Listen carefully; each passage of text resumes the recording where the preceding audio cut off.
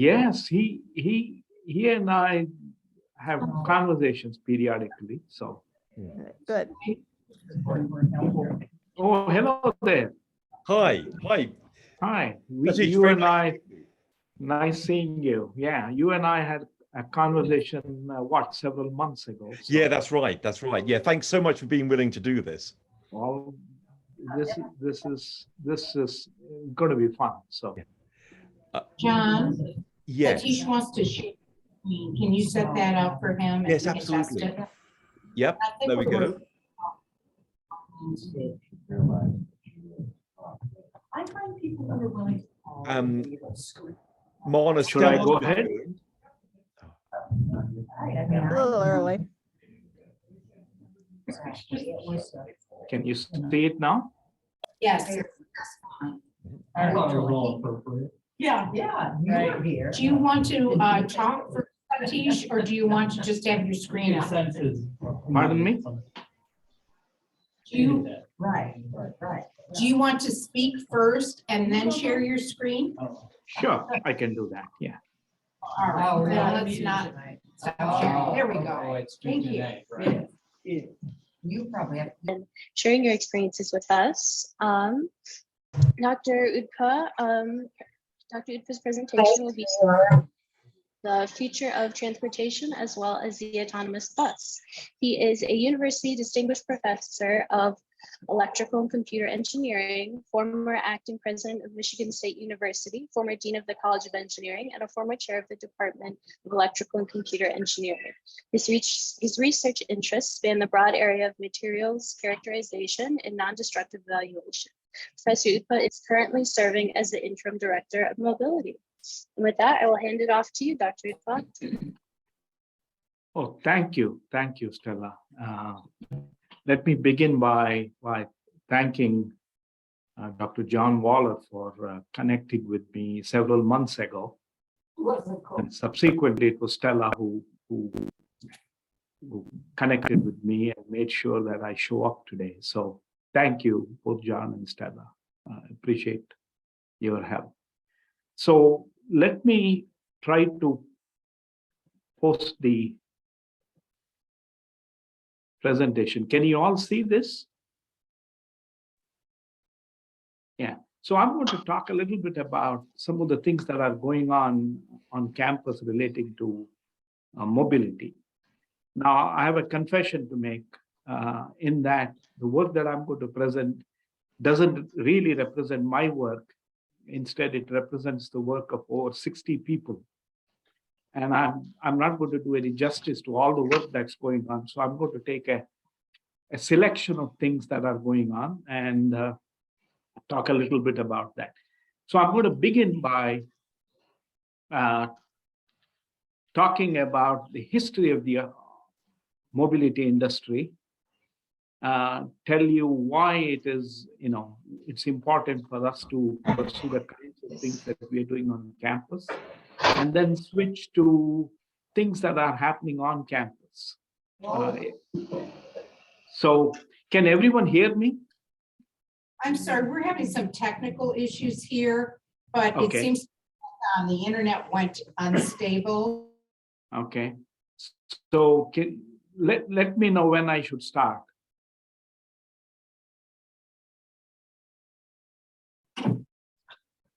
We're hearing you fine at home. Is it? Good. Okay. Please So go should I ahead. go ahead? Okay. Yes. So if you look back, it was a gentleman by the name of Carl Benz who first brought automobile onto the world scene. He patented what is called the motor wagon in 1886. But in the United States, it were these two bicycle mechanics, Frank and Charles Duryea, in Massachusetts, who designed the first successful gasoline-based automobile. And they also had the distinction of winning the first American car race in 1895. So, the idea took off in the 1890s. And by 1899, we had over 30 manufacturers producing 2,500 motor vehicles. That was astonishing. And in the following decade, we had over 485 companies that entered into the business. Fortunately for all of us, there was a lot of consolidation in the industry. And by 1908, some of the companies that we know today, Henry Ford introduced the Model T, and William Durant started General Motors. Now, the interesting thing that I want to mention is that if you look at two of the most important You make sure I'm transportation, muted with no video. pardon me, Go ahead, Pardon me? sir. yeah. So if you look at two of the most prominent transportation industries in this country, I'm talking about the automobile industry and the aircraft industry, both were started in bicycle mechanic shop. And so next time you go to a bicycle mechanic, I think you should pay your respects to these people, because they started off two of the most interesting industries, most prolific industries in the United States. So a lot of consolidation. And so today, instead of 485 companies, we have a handful of companies in this country. And that's because of all the consolidation that took place. Now, beauty is obviously in the eye of the beholder, but you are looking at some of the automobiles that were produced during that era. And you've got to agree that some of them are really spectacular. So we have a long history of people producing automobiles that look beautiful. And I won't describe what they are, but as I said, I'm sure you can appreciate what went on in that era. But coming back to today, the automobile has not changed in its fundamental form. Lots of improvements, lots of changes, but the fact remains that the drivetrain has relied on the internal combustion engine that's been around for over 100 years. Fortunately or unfortunately for the industry, though, there are new storm clouds that are building up on the horizon. One is there is a great deal of conversation about the impact of climate change. Now, transportation is not the biggest contributor to our carbon footprint. It happens to contribute only about 16%, which amounts to about 8 billion tons of carbon into the environment every year. The total is about 51 billion tons.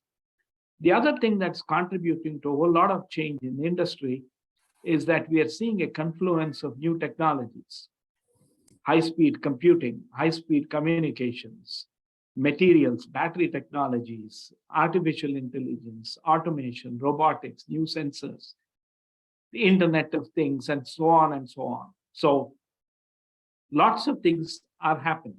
Now, you might say, what does high-speed computing and high-speed communications have to do with anything? Look at the smartphone that is there in your pocket. Now, that has happened because of two important developments. One is high-speed computing. You have heard people say that the amount of computing power you have in your cell phone is about the same as what used to pass off as a supercomputer in the past. And that is absolutely true. So lots of computing power. The other thing that has happened is high-speed communications. You've all heard about 5G and so forth. So when you use Siri, and I'm sure some of you have used it, when you ask for some information using Siri on your phone, what happens is the computer in your cell phone takes that voice message that you have uttered, converts that into a signal, sends that information to a server thousands of miles away. That server bank converts that question into some sort of a response, comes up with a response to that question. It's sent back through this high speed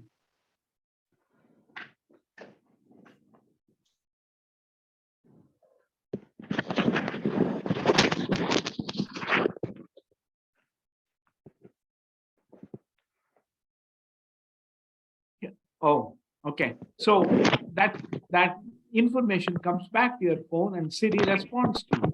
So all that has been possible because of the confluence of two technologies.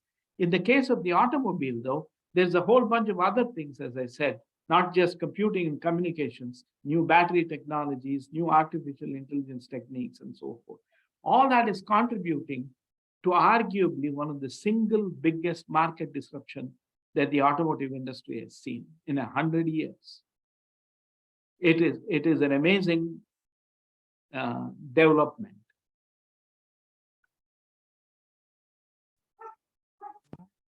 For some reason, And I'm not able to advance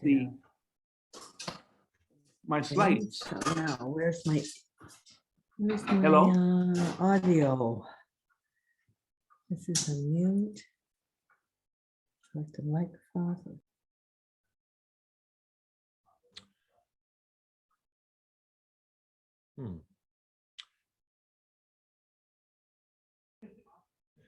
Zach, any Hello, for ideas? some reason, I'm not able to advance my slides.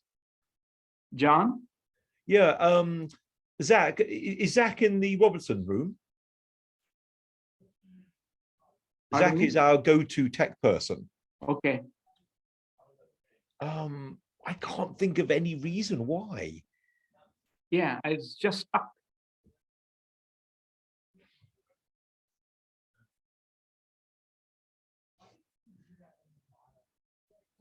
First, I got muted and then this got stuck.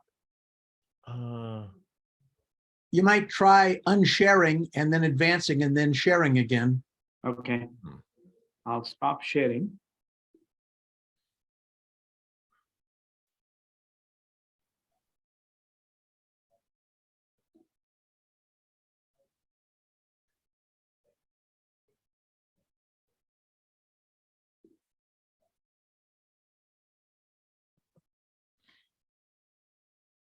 No, it is stuck.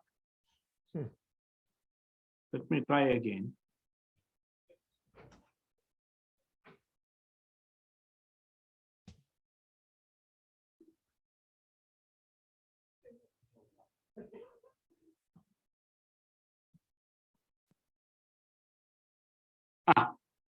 So what is likely to happen in the next few years? Well, if you put on your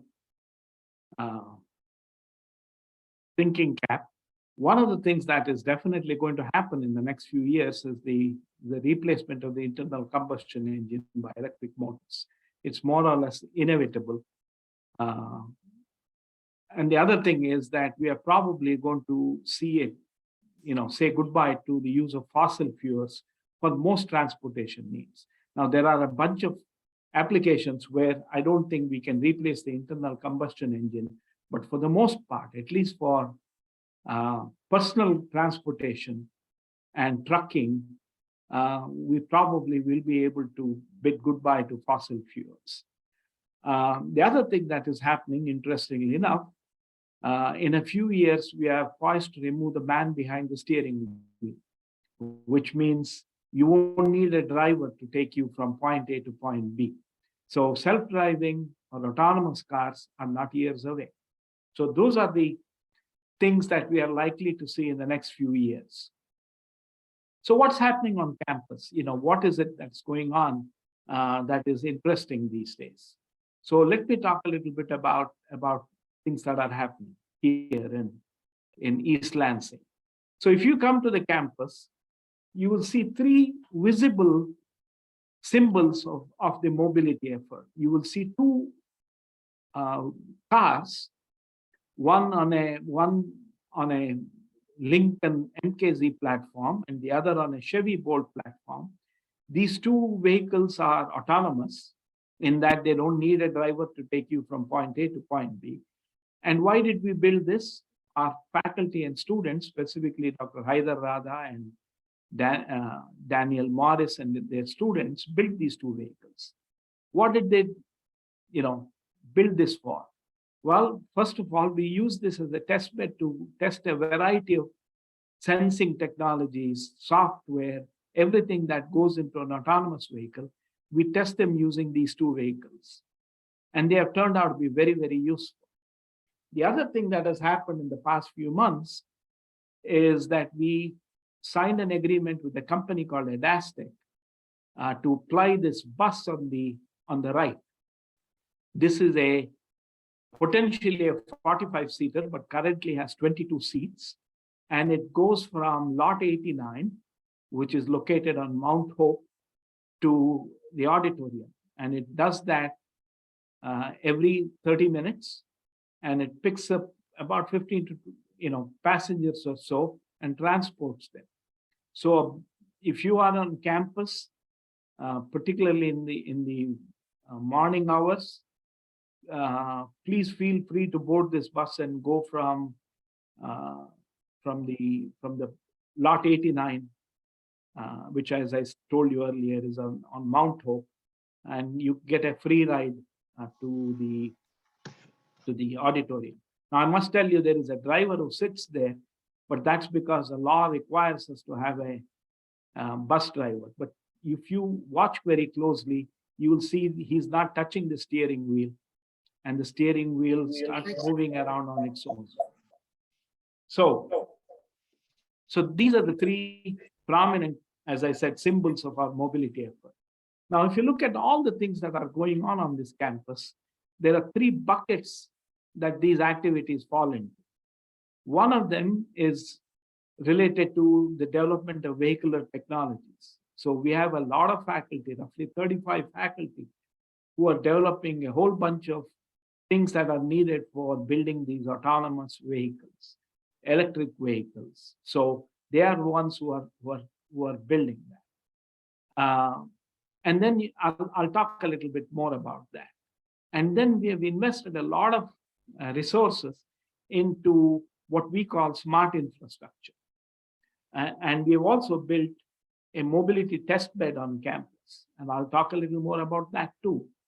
And the third bucket of activities is related to things that look at the impact of this technology on society. We call that socio-mobility.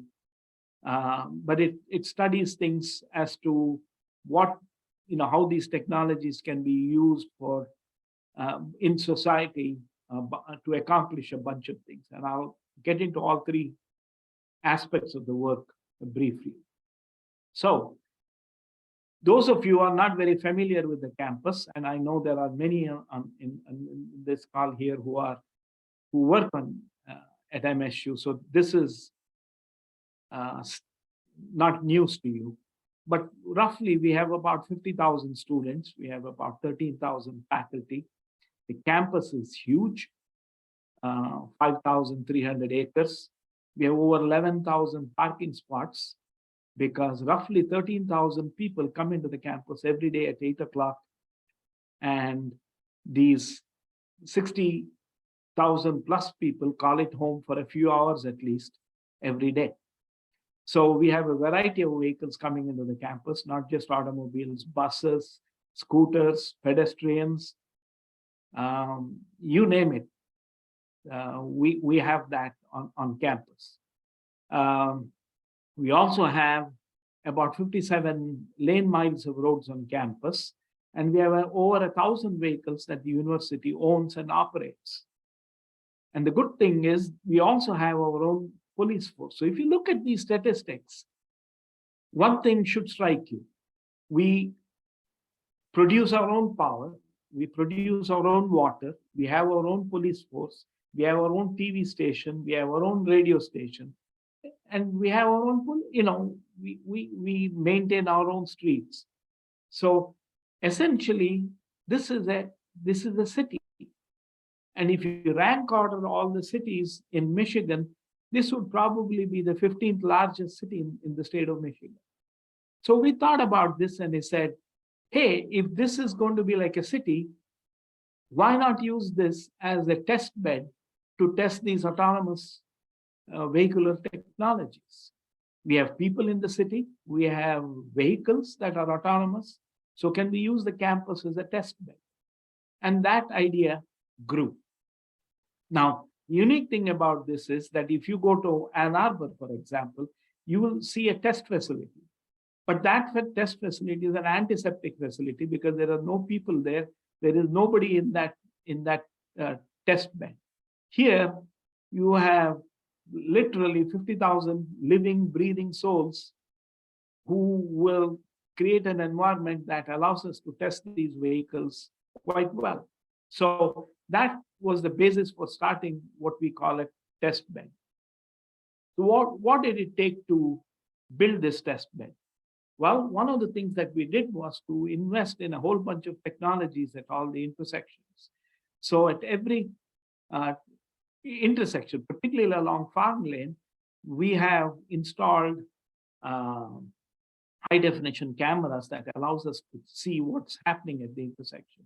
So we can closely monitor vehicle human being interaction. Okay. We have also installed what are called roadside units or RSUs. These RSUs can talk to vehicles, communicate with them, and you can use these roadside units in a number of interesting ways, such as if your vehicle is equipped with what is called onboard unit, you can make sure that the vehicle never turns red when you are in the intersection. So there are a number of things that you can do with these roadside units. So we wanted to control the lights, and so we installed all of these things. We collect a whole bunch of data, and we anonymize that data to make sure that the privacy, is maintained. But we store that data in the cloud, and we've also installed additional sensors at each of the intersections that allows us to control a whole bunch of things. So this has become, a 21st century town, if you will. We have also developed apps that we have distributed to students. And one of the things that's going to come out in the next few months is an app that alerts a student who is not watching out that he's in an intersection and that there is a real danger of him being or her being run over. So these apps are going to be distributed, which means we are hoping that by doing all this, we'll become a safer campus.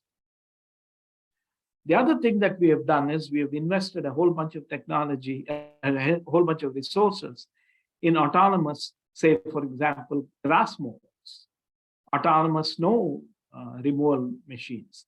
And why did we do that? We want these grass mowers to mow all the lawn on campus at 2 in the morning rather than during the day, because they can be pretty disruptive if we operate them during the day.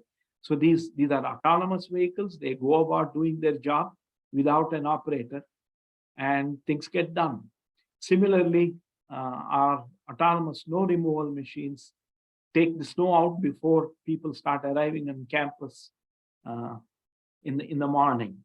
And we are also investing slowly now in Roomba type, large Roomba type vacuum cleaners to do custodial services within the building. So there's a whole bunch of things that we have automated in the past few years. So what are some of the things that we are doing in terms of vehicular technologies? Well, I'll talk about this a little more. Lightweighting is one thing. We have a whole bunch of people who are looking at battery technologies, who are people who are looking at autonomous or what's called ADAS, autonomous driving systems. We have people who are looking at machine learning, deep learning. And one of the things that keeps these vehicles on the street is good connectivity. So we have people who are looking at how 5G or now what is called CV2X technologies can be used for guiding the movement of the car. Now, remember, these autonomous vehicles are going to be everywhere. Imagine 1 million vehicles in a place like Manhattan. A bad player can cause a lot of havoc if they fool around with the software. So there's a lot of work going on in cybersecurity. We also have a lot of people who are working at repair. Not only do we have to make sure that the software is protected, but also in case of bad players attacking the system, we want to be able to dispatch repair codes to vehicles through TV stations, radio stations, and so forth. So people are looking at repair technologies, control systems, radar systems, electric motors that drive these cars. And don't forget the fact that these things require infrastructure that's going to be different from what we have had for over 80 years now. So people are looking at new types of infrastructure as well. So let me talk a little bit about lightweighting. Now, you and I drive vehicles that weigh three tons or so. Why do we build these vehicles to be so heavy? Well, partly because we designed them to withstand 55 mile an hour impact. So that's how they become so heavy. Now, if you go out and buy a vehicle today, chances are that the vehicle comes equipped with sensors that can detect anything a mile away. So if you have these smart sensors, why do I need to build these vehicles that are 3.5 tons? Maybe I can build something that's a lot lighter. So if I build something that's 1,000 pounds, the advantage is the range of the vehicle will increase enormously. Today, our electric vehicles go up to 300 miles or so. You can easily build a vehicle that goes over 1,000 miles if you build vehicles that are that light. And second, MSU is also home to technologies that allow us to rapidly disassemble the outer structure in minutes and reassemble them in minutes. So if you use composite materials for building these lightweight vehicles, you can assemble, disassemble, reassemble, do anything in a few minutes. And we also have the technology that if you are unfortunate enough to have an accident, we have technologies that dissipate the energy, if you will, over the entire body. We are using that now to build helmets for football players. So instead of the energy getting into the cranium, we have technologies that allow us to distribute that energy over the body of the helmet. So similar things can be done in a vehicle. We are looking at how to build seats that are protective from injury. We are also looking at designs that are designed for people with disabilities and people, senior citizens and so forth. Number of things are going on in this area. So lightweighting is an important area. Battery technologies. One of the things that we would like to see is to make the batteries lighter. So we have people, Dr. Cheng Fang, who's working in that area. She was identified among the top 30 innovators by MIT last month, under 30. So we have some really extraordinary people on campus who are looking at a whole bunch of battery technologies. We have people who are working on this autonomous driving software. We call that ADAS. So we gather data from cameras. We gather data from a sensor called LiDAR. We also use radar. But then at the end of the day, we have to collect information from all of these sensors, integrate them in a way that makes sense, and try to figure out what is in front of the car, on the side of the car, behind the car, and so forth, in order for the vehicle to drive itself. So we have people who are working on this software. One of the things that that makes our work special is because we live in Michigan, we end up facing all 4 seasons. So we have to design, we are able to design vehicles that can operate in fog, that can operate in snow, that can operate in rain. Not very many vehicles out there can do that. So you're looking at images that figures out what is in front of the vehicle, despite the fact that it is foggy, despite the fact there is smoke. So a lot of interesting technologies are being developed. Control systems. If the vehicle is very light, let's say 1,000 pounds, one of the interesting things is that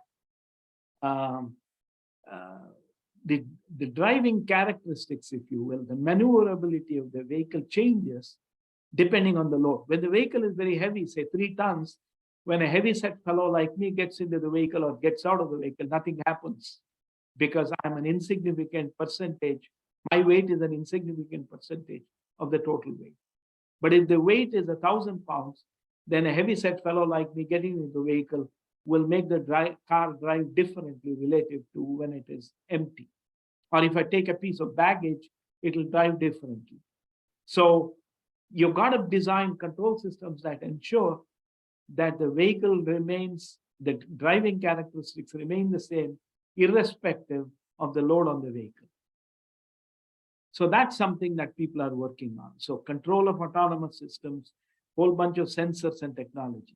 We are building this vehicle for the Army. And one of the things that the Army told us was, hey, we are not going to be driving on an interstate. Chances are that it has to be on a terrain that is not solid. So one of the things that we are developing is sensors that sense the terrain and adjust the suspension accordingly so that you get a uniform ride, comfortable ride, no matter what the terrain is. And the other thing that we have people developing are sensors that can be tossed into concrete as it's being poured. And these sensors then derive power, generate power from the vibrations caused by the vehicles running over the road. And they use this energy to sense a bunch of things, such as vibration pattern, or if there is a fault in the highway or something like that. So lots of intelligent sensors that do not require battery power, but generate their own power are being developed. There are people who are looking at, as I said, using 5G and this CV2X technologies for doing a whole bunch of things. One thing, as I said earlier, was that if bad actors decide to disrupt our software, then we are now working on technologies that allow us to broadcast repair codes to millions of vehicles at the same time. If you look at the back of most vehicles, you have what are called shark fin antennas sticking out. The Army doesn't want any antennas to stick out because that will allow the enemy to target them. So we are building sensors, building antennas that can be embedded into the body of the vehicle. So you are looking at some examples of antennas that are being embedded within the vehicle. Cybersecurity, as I told you, is very, very important. We are able to test software, make sure that they are robust and immune to attacks and so forth. So that's another big area. The other thing is what happens at the end of life. Most of the batteries that we use today use lithium, and lithium comes from roughly 5 countries. Some of them have governments that are not very stable. Others have interests that are inimical to the interests of this country. So one of the things that we are looking at is how can we capture that lithium at the end of the life of the battery, and how can we remanufacture these batteries. So there's a whole bunch of people who are working on looking at recycling batteries, recycling composite materials, and making use of them again and again and again. So lots of work going on there. So that's, as I gave you a small sample of some of the technologies that people are working on. But the other thing that people are looking at is, what kind of impact is this technology going to have on society? So for example, if we build these autonomous vehicles, can we use these for taking care of children, for people with disabilities, senior citizens? How can we design these vehicles to help these people? So a whole lot of designs are being worked on. We even have somebody who's on the autistic spectrum who's looking at ways in which we can make these. No caller. Hello? Yeah. So we are looking at technologies that can serve people who are on the spectrum. Accessible transportation, for example, is of interest to us. The other thing is, my vehicle, I use the vehicle for about two hours a day, and the rest of the day it sits on some parking lot or in my garage. So that brings up the question, Do I need to own a vehicle 100%? Maybe I can own a vehicle with two other people. And this autonomous vehicle, because it can go from place to place on its own, after I get done, the vehicle can probably go to the second owner, meet his or her needs, and then after the vehicle is done with the second owner, maybe go to the third owner. And so is ownership going to change? Which means, do we need to produce 17 million vehicles the way we do today? Maybe that will have an impact. For years, we have been collecting taxes on gasoline, and that's being used for maintaining all our highways and roads. If these vehicles are electric vehicles, where do we get that road tax or gasoline tax? So people are looking at ways in which we can raise funds, despite the fact that we are seeing electric vehicles on the roads. If these are autonomous vehicles, what kinds of regulations are going to be needed on the highway and on our streets? If we get involved in an accident, who's responsible? Is the owner responsible, or the person who designed the car, or manufactured the car responsible? So insurance issues are being looked at. And we are also looking to see if some of the technologies that we develop for these vehicles can be used in passenger rail safety. We have three rail lines running through the campus. So we are having conversations with the railroads to see if we can use some of these technologies for improving their safety. So bottom line, lots of things going on. There are over 65, 70 faculty members who are working in this area. We are bringing in lots of research dollars using, into the campus. We are a one-stop shop. This is what I tell all the automotive companies. We are not just into technology. We are also looking at social issues, legal issues, business issues. And one thing that sets Michigan State University apart from auto companies is the ability to view issues synergistically through multiple lenses. So an engineer can sit next to a sociologist, it can sit next to a businessman, and we can look at something critically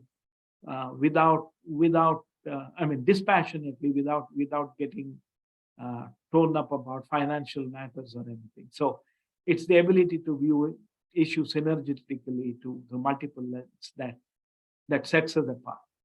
And as I said earlier, the campus is now becoming a test bed. People are bringing their vehicles to test their automotive technologies. There are only 2 or 3 places in the country where you can do it. East Lansing is one. I'm talking about the campus. And the other place that you can do it is in the city of San Francisco, where Google or Alphabet or Waymo are testing their vehicles in the city of San Francisco. Other than that, I don't know very many places where you can test these vehicles with real people. So the test bed has a pedestrian intense environment. We know what the traffic patterns are going to be. We know that every hour or so, the traffic pattern spikes because students get in and get out of the classes. So we have known cycles of pedestrian and vehicular traffic. And what is more, because of the fact that we have our own police, we can divert traffic in a way that cannot be done in a large city. So all these makes Michigan State an ideal test bed. And the fact that we have 70 people looking at this issue closely makes Michigan State a powerhouse when it comes to research, technology development, looking at social issues and business aspects and legal aspects. So I'll stop here and see if you have any questions. And Stella, I don't know whether I've gone over time, so my apologies. No, you did just fine. Okay. All right, so we will have time for questions now. You can either post them in the chat or raise your hand, and I can call on whoever is ready.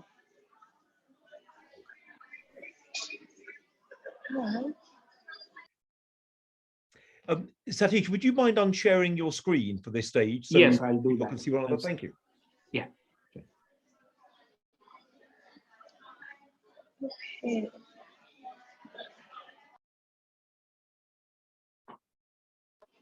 Oh, hello, Ron. All right, yeah, Ron, go ahead.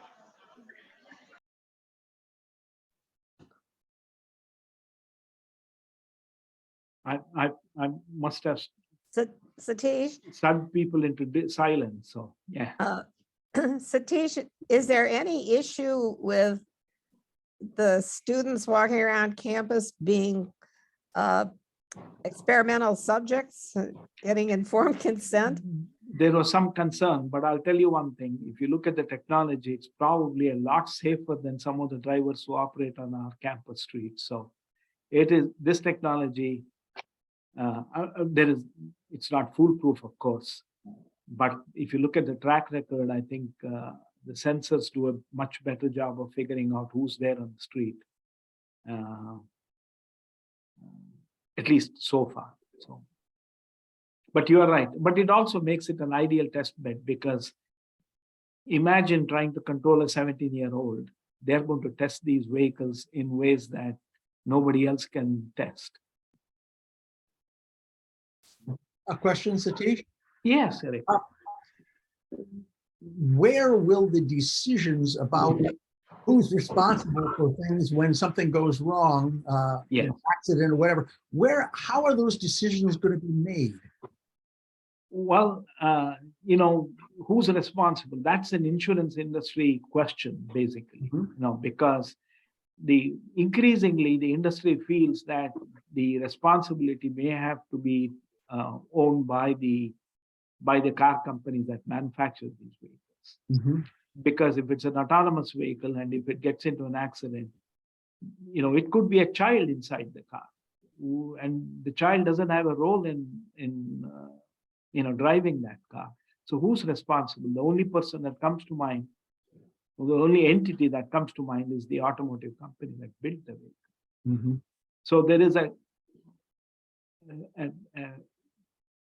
consensus developing. The automotive companies are not going to sit idly by. They're going to challenge that.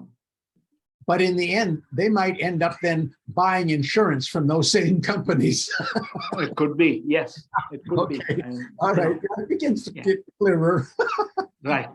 Now, there's a role for just about every discipline. One of the things that we have argued is, this software, this ADAS system that's going to control the vehicle, has to decide in a split second as to what it ought to be doing. Let's say that it's at a fork, and the choice is between running over something or running over a child. That decision has to be taken by the vehicle. And I don't want a 20-year-old software engineer deciding those existential questions. Yeah. So I want somebody who's steeped in philosophy to think through these issues before the software engineer gets his or her hand on that. So I want philosophers to play a role in making sure that the software is developed properly. Yes, Ron. Satish, are you a wonderful, a very exciting project presentation, by the way. Are you able to attract industry support in various ways to this project, or do they see you as a competitor? Yeah, yes, we do have support from the industry now. Ford is funding a lot of activities right now in this space. We have people who are supporting a lot of the work in the battery development area. So some areas are better supported than others. We have even some funding from industry that's looking at how this technology can be used in inner cities. So for example, there's a whole bunch of people in the Detroit area who are not being served well. Their healthcare needs are not being met and so forth. So we have a bunch of faculty who are receiving support both from the auto industry as well as from the state to look into that issue and see what we can do to improve healthcare delivery services. Mhm.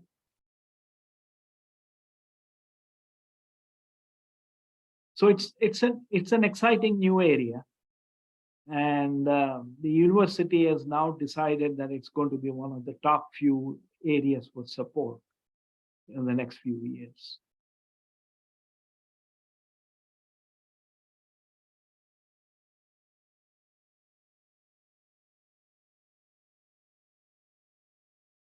Yeah, Dr. Waller, go ahead. Yeah.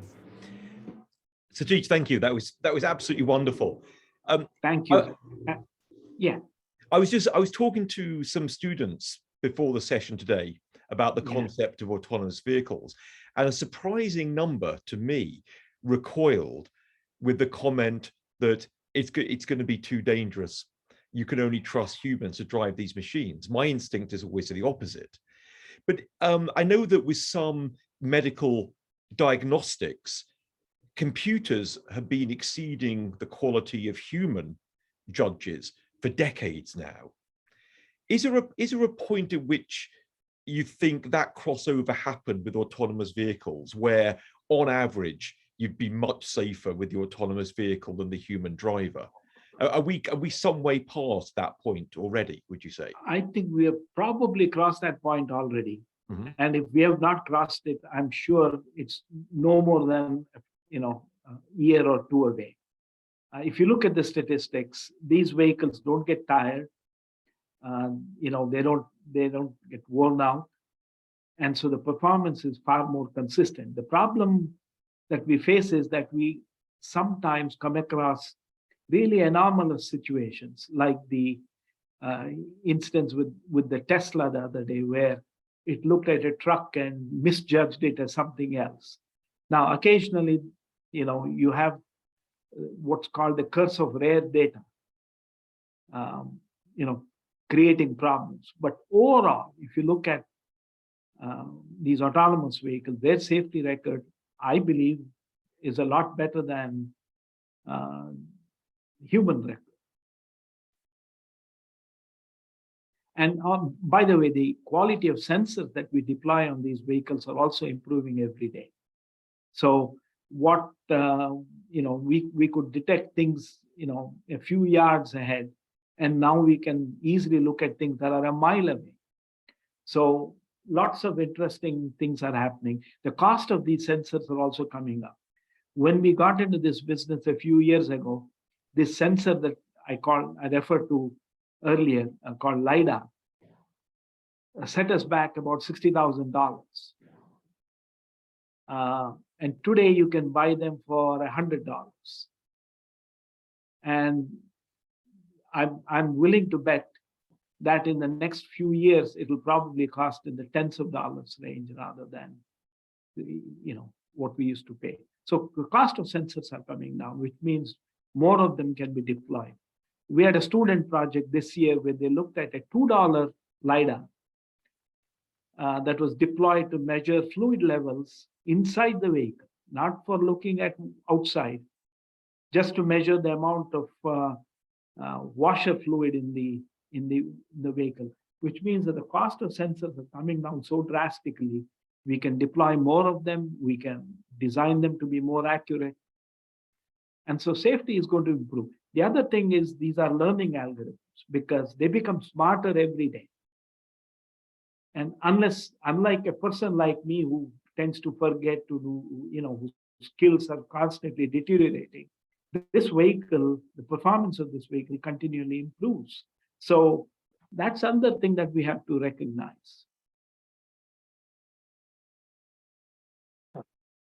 All right, we have a question from Marna Wilson in the chat. She is wondering about the integration of technology and autonomous vehicles in our programs. Are engineers at MSU working on aspects of the interior and what will help occupants survive accidents?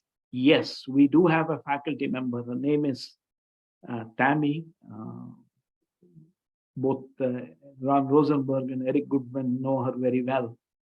She happened to be our associate dean in the College of Engineering. She works on issues relating to safety within the vehicle. So she is looking at a number of designs that minimize the impact on the passenger. So I can tell you, not only do we have technologies that prevent these vehicles from getting into an accident, but in the unlikely event of getting into an accident, we also have people who are looking at making sure that they are safe.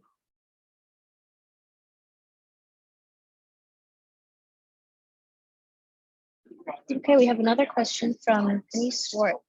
If current battery technologies rely on raw materials from geopolitically unstable nations, what research is being done to create a new generation of batteries?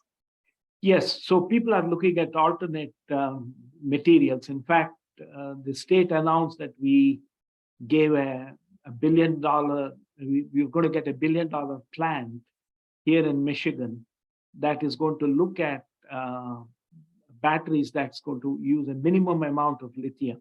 That announcement came yesterday. So people are trying to see what we can use to replace lithium. Lithium comes from very few countries. And not only that, although we have lithium here in this country, extracting it it's a dirty technology. And so there's a very little interest in extracting that lithium. So we are also looking at ways in which we can use other materials to replace lithium. All right, Joe V also had a question. Yeah. Hey, Joe, yes. You mentioned, Professor, studying the impact of adverse weather conditions, snow, sleet, on sensors.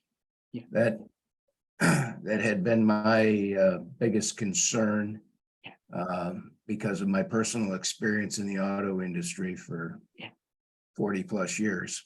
And in Michigan in particular, with snow and sleet, not only on the road, but also as it falls. So what kind of major advancements have been made or are being worked on, not for LA driving or San Francisco driving, but for Lansing, Michigan driving in February? Yeah. So the trick is to use multiple types of sensors. So if you look at the Tesla, for example, it uses only a camera. And so when you use a camera, you get into trouble when you have fog or when you have rain and things like that. So our vehicles use 3 different technologies. Now they are looking at 4 different technologies. One is camera, the other is LiDAR, third is radar, which uses electromagnetic energy that can penetrate through materials. And now increasingly, we are also looking at infrared. So we are looking at 4 different types of sensors. And the trick is to combine information from these 4 different sensors. And so while one of them may not be very good for in a certain environment, the others are likely to be okay. So by combining information from multiple sensors, we are able to do a lot better. And as I said, one of the reasons why Adastec decided to locate its headquarters in East Lansing is because of the fact that we have all 4 seasons. And if you look at some of the companies that are located in Arizona, they have little ability to develop technologies that can operate in the 4 seasons that we have. Now, the Army is also interested in having their vehicles operate in smoke. So we are testing our vehicles in dense, not only fog, but also dense smoke. All right, we have another question in the Robertson room. Yeah.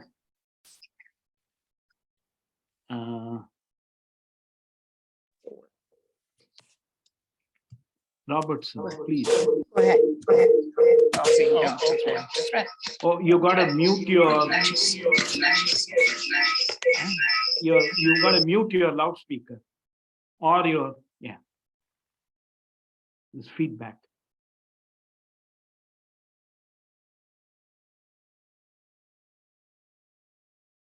Please. Please go ahead,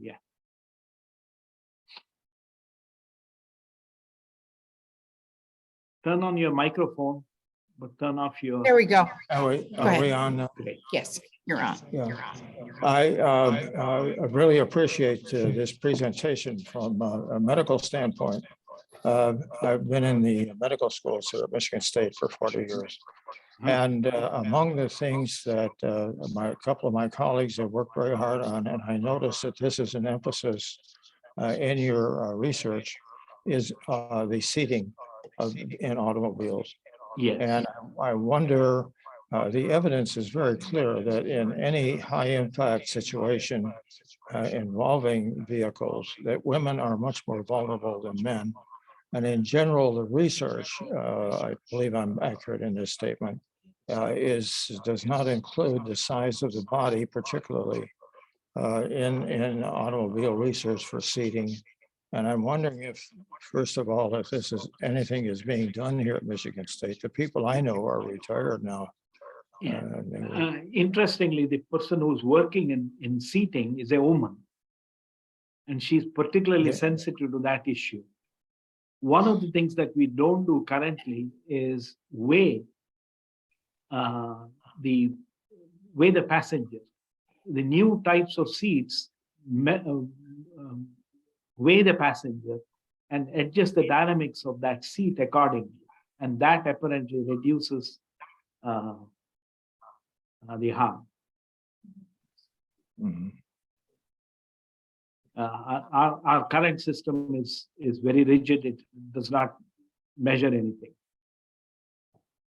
Does that answer your question? We currently have an on-off system that It's a very general question. disables sometimes the airbag, but other than that, there is nothing there that weighs the passenger. It seems to me that this is a socioeconomic problem as much as a scientific problem, Yes, I agree. Yeah. in the sense of the insurance industries. And Yes. we know that women are more apt to be hurt and end up in the emergency rooms than men are following any kind of an accident. And certainly autonomous vehicles would seem to be a future source, if not a present source. And it seems to me that that should be prioritized. I'm just wondering Well, whether it's getting any I'll- discussion at all. I'll certainly convey that concern to the person who's doing research. So, Anybody else want to ask a question? Thank you. thank you.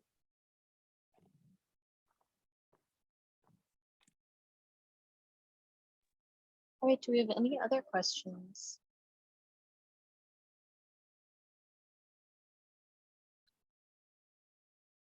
Well, if there are no more, I want to thank all of you for your patience. I appreciate the opportunity to connect with you. Thank you for taking the time, and I hope some of you will take the trouble to go to the campus and ride the autonomous bus. You will enjoy it, and believe me, it is safe. So we have had more than 1,000 runs now, and it has not been involved in a single accident. So Very good. Thank you so much for Oh, joining us thank today, Dr. Thank Udpa. We you. really appreciated your thank you. presentation. Bye. Oh, so just before you leave, Dr. Udpa, I just wanted to add my thanks as well, and to quickly welcome anybody who's new to Town and Gown to this series. For those of you who don't know, this is an Age Alive program. Age Alive is based in the College of Osteopathic Medicine and run by Claire Luz. This program collaborates with East Lansing Primetime, the Great Decisions based at People's Church, as well as the Social Science Scholars Program, of which Stella is a member. So thank you again for a fantastic presentation. Stella, for your moderating. And I'm not sure that we have our next speaker in 2 weeks lined up, but you will all receive an email very soon about who that will be. Thank you all again. Thank you all again. Thank Yeah, see you Bye, soon. everybody.